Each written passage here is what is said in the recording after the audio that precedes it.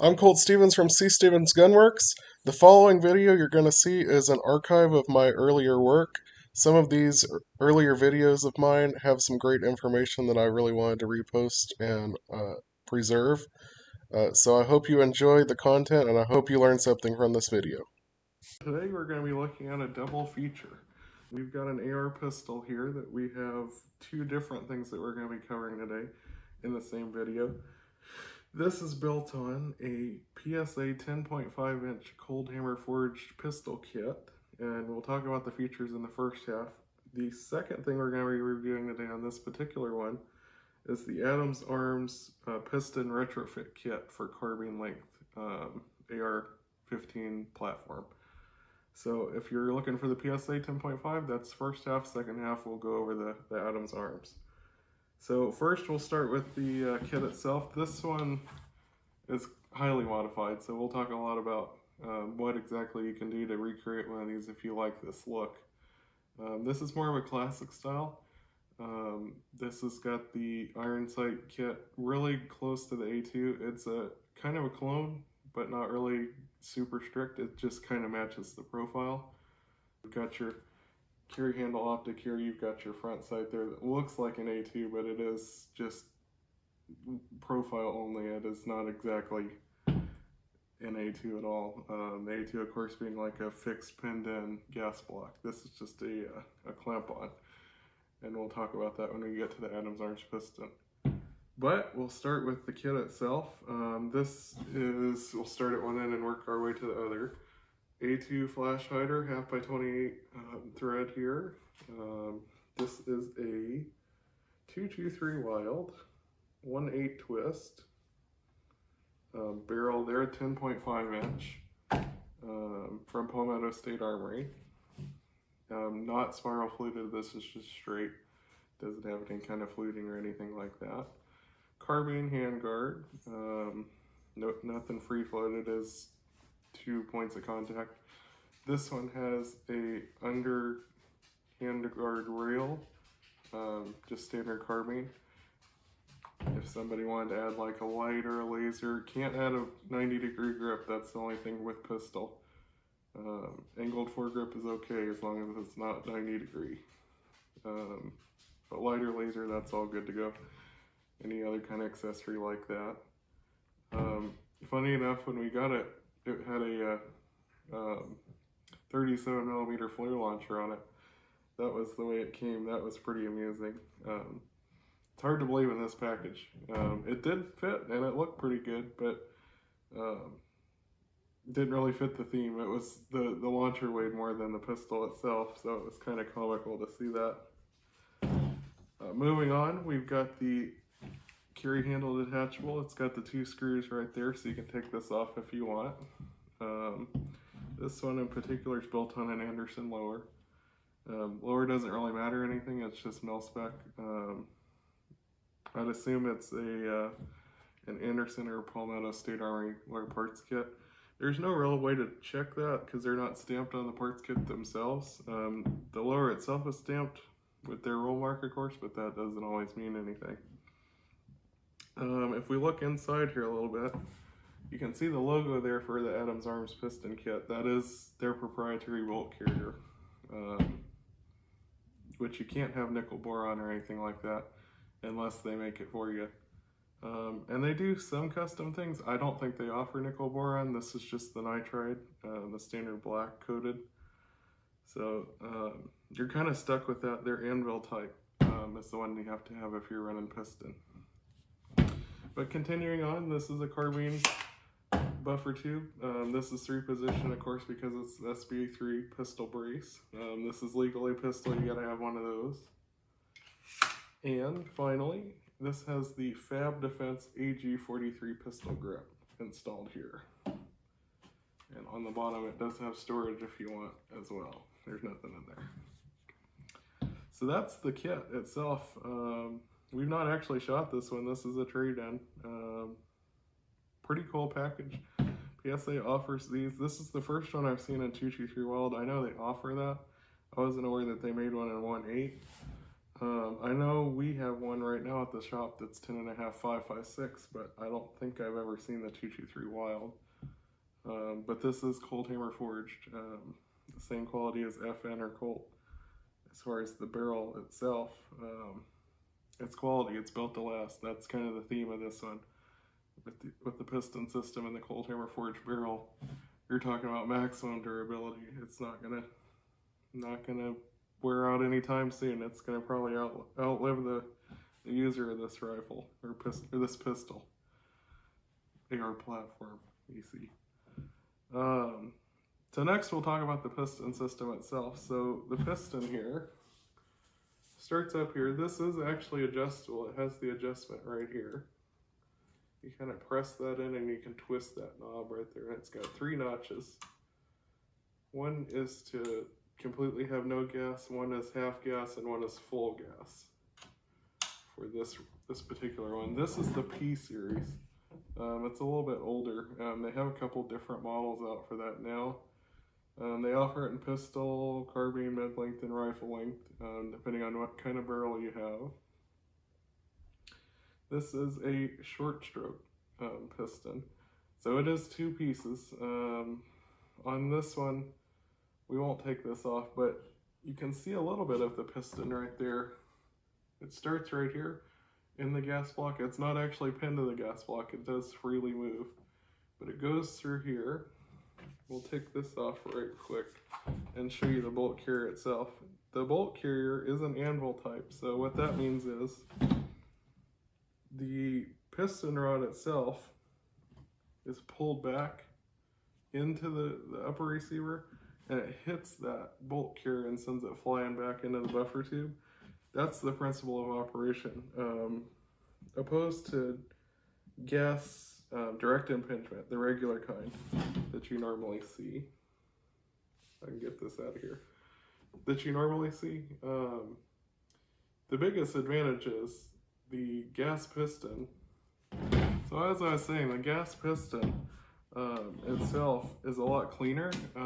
In gas direct impingement, the gases are expelled through the hollow gas tube into the upper receiver. That's where the carbon is deposited. So in comparison, only the piston rod goes back. It's not hollow, it's one solid piece of steel. So you don't have any carbon fouling other than through the chamber. So overall, it lasts a lot longer. You don't have to clean it nearly as much. You're not going to see any kind of buildup in the upper receiver itself. So that's a big advantage. The bolt carriers may wear out quicker, just that one piece on the top, which is removable. You can change out the anvil gas key itself. And those are not too expensive. I think they sell them for like 20 bucks on the Adams Arms website. So if you wanted to, you could just get extra anvil type gas keys just to have if your rifle ever broke down. The piston itself is super durable. It's built to last, and that's kind of why you see these in higher end kits. The SIG AR-556, that's a piston kit. The HK416 is a piston kit as well. Most of the high-end builds, some of the Daniel Defenses, old LWRCs are piston, well, not all of them, but most of them. The ones they're known for are piston driven. We had the IC SPR a couple months back. That was a piston driven. And that's really what they're known for. Piston driven is top of the line. And there are some kits like this one where you can convert just about any rifle, or pistol in this case, to that same type. So we'll look specifically at what we got here. So this is the Adams Arms Proprietary bolt carrier. This is an entire group, not just the carrier. So you'll see this here. This is spring loaded. I've not determined why that is. They put a spring in here, I guess for reliability. But you can see that the gas key right here itself, it's flat. There's no like hollow tube to catch the gas tube where it ends. It just strikes against that face and sends this into the buffer spring to continually do the semi-automatic function of this rifle. So, and it's solidly built. On this carry itself, this one's actually not interchangeable. This one is one piece. I've seen a couple different ones. This may be one of the changes they've done over the years, but this one is actually solid. So there's pretty much no chance of that breaking off. I mean, it's one piece. You'd be hard pressed to get that off of there. And it didn't hit it with that much. Maybe if you had like a pistol build like this, but shorter, like the 8.5, something that's not carbine-length, pistol-length gas, that might actually put a lot of pressure on that to where it may snap off. But still, you'd have to put thousands of rounds through it before you got anything like that. So in there, probably won't be able to show that off, but the piston does actually stick into the upper a little bit, and it is free moving. I mean, you can press on the piston itself and push it into this, but it's super stiff. I mean, it's got a spring to hold it where it's at, and it's got to be, because that spring is what's controlling your recoil impulse. You don't want it too light. It's kind of like pistol springs. You can get better recoil springs, lighter recoil springs, but they wear out quicker. So having a super heavy recoil spring to absorb the recoil from this piston is better on this kit, because that's part of your recoil. And it adds a little bit of complexity to the whole thing. Of course, being proprietary, if something went wrong with it, it's hard to replace. You have to pretty much get it from the manufacturer. That's the biggest downside, and that's probably why the military has not adopted anything like this in huge numbers.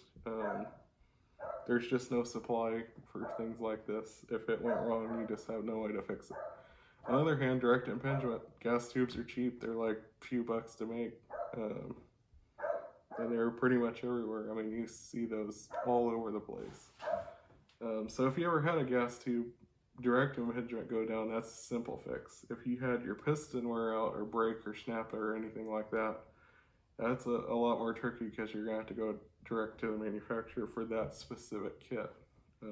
Whether that's HK, LWRC, SIG, any of those are probably all different, because it's not standardized at all. So that's really the only downside. You could argue it adds a little bit of weight, but I think for what you're getting out of it, the ultimate durability, it's good. It's the reason they're adopted by so many of the higher end companies. So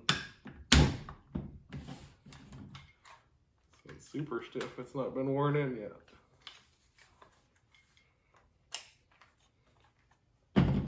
There's a reason it's out there for more money. It's not just because it's different. It's because it actually works better. It does what it's supposed to. It doesn't leave carbon in the upper receiver. The only carbon in there is the chamber itself, and you'd be hard pressed to get it into the upper, because it's blocked off whenever you fire that cartridge, unless you had like case separation or something like that.